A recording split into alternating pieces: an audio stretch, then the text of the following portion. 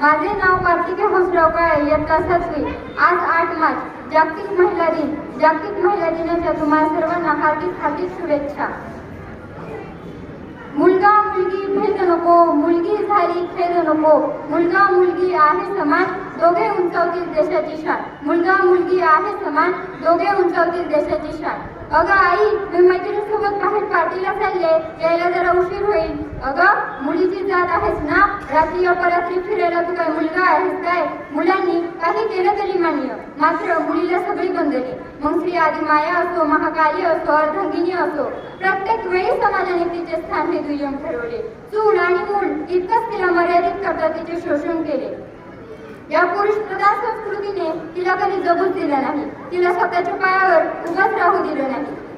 आज गोठ्यात गाय म्हैस शेळी जन्माला आली तर आपल्याला आनंद होतो, अंड्यातून कोंबडी बाहेर पडली तर आपण म्हणतो देव पावला, परंतु तेच एखाद्या नवरीला आशीर्वाद देताना आपण म्हणतो अष्टपुत्र सौभाग्यवती भव। आपण म्हणतो काळ बदलला, परंतु त्या अष्टपुत्राची कधी इष्टपुत्री झाली का? आपण कधी असे म्हणतो का की तुझ्या पोटी एक छानशी गोंडस मुलगी जन्माला आली? तर नक्कीच नाही। जसे मुलाला वंशाचा दिवा म्हणतात, तसेच मुलीला वंशाची पंक्ती का नाही म्हटलं जात? पूर्वीच्या काळी सती परंपरा होती, पतीच्या मृत्यूनंतर स्त्रीच्या जगण्याचा अधिकार काढला जायचा, परंतु आताच्या काळात त्याच्यापेक्षाही भीषण परिस्थिती म्हणजे स्त्री भ्रूण हत्या।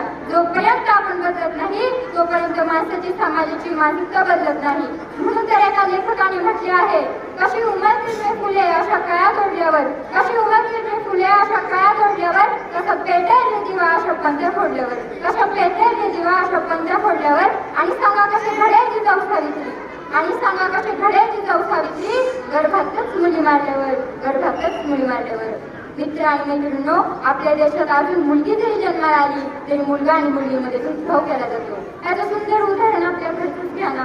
साधा बल्ब जरी लावायचा असला तर आपण म्हणतो तू नको लावूस, तुला जमणार नाही।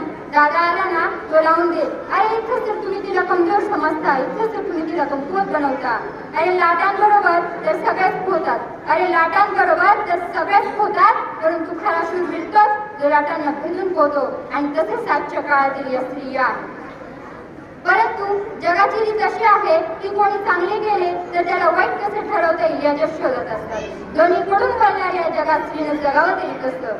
मस्त मनमोकळेपणाने जगलं तर म्हणतात घरच्यांचं मुलीवर बंधन नाही, शांत आणि गंभीरपणे जगलं तर म्हणतात मुलीमध्ये फेस करण्याची हिंमत नाही, लग्नाला उशीर झाला असेल तर म्हणतात मुलीमध्येच एखादी खोट असेल, खूप शिकली तर म्हणतात डोक्यावर मिरे वाटेल। सामाजिक दृष्ट्या जरी बदल झाला असला तरी वैचारिक दृष्ट्या स्त्रियांचे स्थान हे दुय्यमच ठरवले जाते। कोणी एखाद्याने आपल्या आई बहिणीची छेड काढली असता आपण इतर कोणाला दोष न देता आपल्या आई बहिणीला दोष देतो। मग प्रतिभाताई पाटील असू द्या, इंदिरा गांधी असू द्या, किरण बेदी असू द्या, किंवा पहिली महिला IAS अण्णा राजा मेहरोत्रा असू द्या, अशा अनेक स्त्रियांनी आपल्या आयुष्यात अनेक संकटांना सामोरे जाऊन आपले यश आपले स्वप्न संपादन केलेले आहे।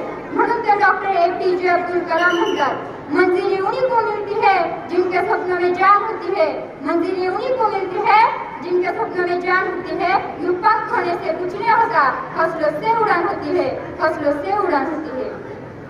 निर्भयासारखे अजून किती भगिनी पुरुषी छायाला बळी पडणार आहे, किती जणींचे प्राण जाणार आहेत आणि किती जणींसाठी मेणबत्त्या पेटणार आहेत कोणास ठाऊक। ही अत्यंत खेदाची बाब आहे। अहो, स्त्री पुरुष समानता म्हणजे काही स्पर्धात्मक बरोबरी नाही, तर आर्थिक कौटुंबिक सामाजिक निर्णय जातापर्यंत फक्त पुरुष घेत होता, त्या प्रत्येक निर्णयांमध्ये स्त्रीचा सहभाग असणं महत्वाचं आहे।